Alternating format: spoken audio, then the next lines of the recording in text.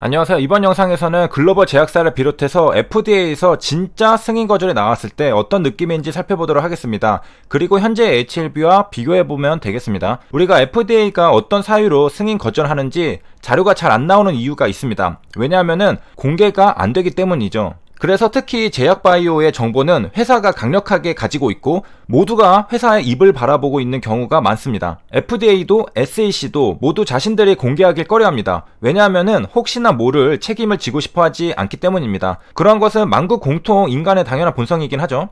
자, 그래서 신약 승인이 거절당했다라는 발표는 제약바이오 회사가 하는 것을 볼 수가 있습니다. 2009년에 FDA 승인 거절, 머크사가 발표를 했죠. FDA가 발표한 게 아니라. 2016년에 미국 FDA 승인 거절도 스펙트럼 파마슈티컬스가 발표했죠. FDA가 발표한 게 아닙니다. 그래서 우리가 승인 거절 나왔다라는 소식은 FDA 발표가 아닌 전부 제약사에서 공개하는 것을 볼 수가 있겠습니다. 그런 FDA가 2010년에 대중에게 왜 거절했는지 승인 거절 이유를 공개할까 고려 중이라고 했습니다. 고민은 했던 적이 있다는 거죠. 정보 공개 수준이 대중의 요구에 못 미쳐 지나치게 은밀하다는 비난을 받아온 미국 FDA. 자, 그런데 승인을 거절한 의약품 및 의료기기에 대한 안정성 정보를 대중에게 공개하자. 안정성 정보를 공개하는 이유는 이 당시에 당뇨병 약 중에서 FDA가 심장위원 정보를 공개하지 않은 것이 문제가 된 적이 있었습니다. 그래서 안정성 문제가 대중에게 공개가 안 되니까 이런 것들을 모르고서 사건이 발생할 수가 있죠. 그렇기 때문에 안정성 정보는 우리가 공개를 해야 되지 않을까, 그런 고민이 있었던 것입니다. 2010년에. 자, 그래서 21가지 방법을 제안하고 있었다는데, 여기에서는 FDA가 제조사에게 제품의 승인을 거절하며 송부하는 거절 이유 문서를 공개하는 안도 포함이 되어 있었다. 만약에 이게 진행이 됐으면은 대중들은 거절 이유 문서를 알 수가 있었겠죠. 공개가 됐으니까 FDA가 거절 이유를 발표를 하겠죠. 만약에 이게 되었다면은 우리가 이제 신약 승인을 했을 때 제약사의 입을 바라보지 않아도 됩니다. FDA가 발표를 할 테니까. 왜 거절했는지. 거절했다는 것은 대중에게 공개가 많이 되면 될수록 대중들도, 제약사들도 더 많이 이해할 수 있게 되고 더 빨리 효율적으로 승인 과정이 진행될 수가 있겠지만은 이거를 공개하는 것도 FDA 입장에서는 리스크가 있기 때문에 굉장히 조심하고 있는 FDA입니다. 자, 아무튼 그런 기조 속에서 제약사들이 승인 거절 당했다라는 것을 발표를 하고 있습니다.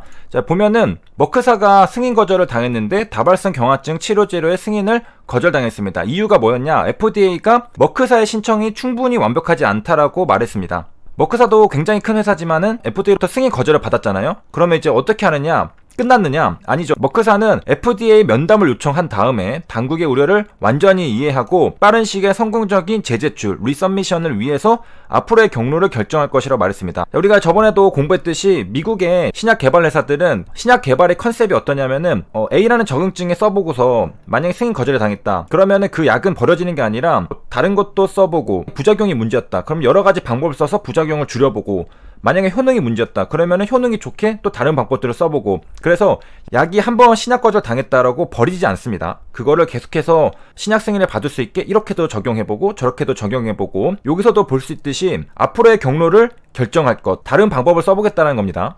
자, 그리고 이제 스펙트럼의 아파지컨의 승인 거절 사례를 보면은 FDA에서도 공개를 하지 않고 제약바이오가 회사가 공개를 하니까 거절 이유가 공개되지 않는 경우도 있습니다. 그래서 거절을 당했지만은 FDA가 승인을 거절한 구체적인 이유는 공개되지 않았다. 그러니까 회사에서는 밝히고 싶지 않은 어떠한 내용이 있는 거죠. 물론 그냥 안 밝히는 걸 수도 있겠지만은 어떠한 이유가 있긴 하겠죠. 스펙트럼의 사례의 경우에는, 자, 여기가 2016년 11월이죠. 2달 전에 9월에 FDA 자문위원회에서 이 약물이 임상시험에서 병의 재발을 지연시키는데 효과적이지 않았다라고 하면서 승인을 거절해야 한다 라고 만장일치로 의견을 모은 바 있습니다. 만장일치로 승인 거절이라고 말했으니까 굉장히 타격이 있죠. 그래서 스펙트럼의 주가는 22%가량 하락했다.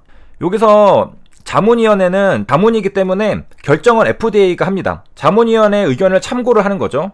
그런데 이제 대부분 따라가는 경우가 많긴 하죠. 그래서 자문위원회에서 이렇게 승인 거절 만장일치가 나왔었고, 11월 19일에 FDA에서도 이제 결정이 나온 겁니다. 자문위원회 의견에 따라서 드디어 FDA에서 승인 거절을 했다. 그러니까 자문위원회가 승인 거절을 하는 건 아니고 그렇게 권고를 하면은 FDA가 모든 걸 검토해서 승인 거절하게 됩니다. 그래서 9월 달에 자문위원회 의견이 나왔고 2달 뒤인 11월 달에 FDA에서 승인 거절이 나왔습니다. 그래서 승인 거절 이유를 공개하지 않았지만은 자문위원회 의견이 효과적이지 않았다라고 했기 때문에 이거와 비슷한 이유가 아닐까 이렇게 추정을 해볼 수가 있습니다. 자, 여기에 자문위원회 승인 거절해야 한다라고 얘기가 나온 것들을 좀 HLB 현재 상황이랑 좀 비교를 해본다면은 느낌이 승인을 거절해야 한다라고 말하려면은 fail이라기보다는 refuse나 reject 등의 단어를 써야 되겠죠. 그런데 뉴스 기사에 나온 건 이런 느낌이 아니라 fail이었습니다. 그래서 통계적 유의미성을 달성하는데 실패했다, 이런 문맥에 사용되는 단어인데요. 자, 물론 이제 공개된 유출된 내용에 뭐 다른 것들이 있었는지는 알 수는 없겠으나 강력한 단어를 하나 꺼낸 거잖아요, fail이라는 단어를.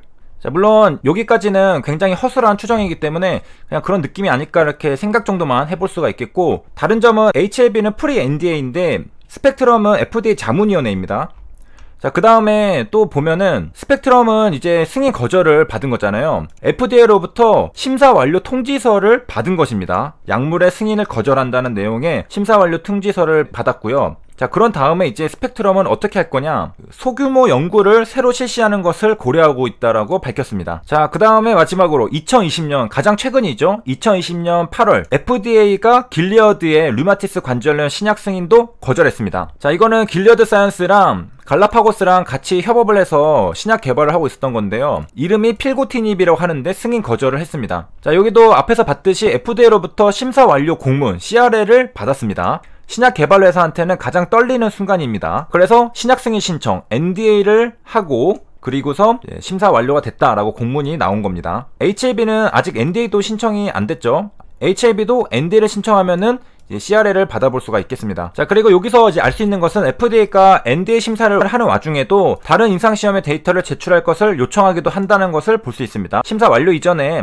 요 데이터를 제출해달라 했는데, 자, 요것은 임상시험이 지금 2개잖아요. 그래서 종자지표에 영향을 미치는지 평가하기 위해서 설계된 거라고 합니다. 그래서 FDA가 데이터들을 제출하는 것은 좀 확인하고 싶은 게 있는 거죠. 그래서 FDA는 필고티닙의 유익성이랑 위해성 프로파일에 관한 우려를 제기했다고 합니다. 물론 길리어드 사이언스 쪽에서는 우리는 유익성이랑 위해성 프로파일을 계속 믿고 있다, 이렇게 말하고 있는 것이고. 자, 그래서 FDA에서 제출하라고 했었던 요 임상시험은 어떤 상태였느냐, 환자 모집이 완료된 상태였고, 그러니까 데이터가 다 나온 상태는 아니었죠. 그래서 톱라인 결과가 내년 상반기 안에 나올 예정이다. 2021년 상반기 6월달 안에 나오는 건데, 그러니까 한마디로 NDA 심사 완료 전에 이거 임상시험은 제출할 수가 없었죠. 왜냐, 환자 모집이 이제 완료된 상태고 톱라인 발표가 내년이니까. 그 전에 심사 완료 공문 CRL을 받았습니다.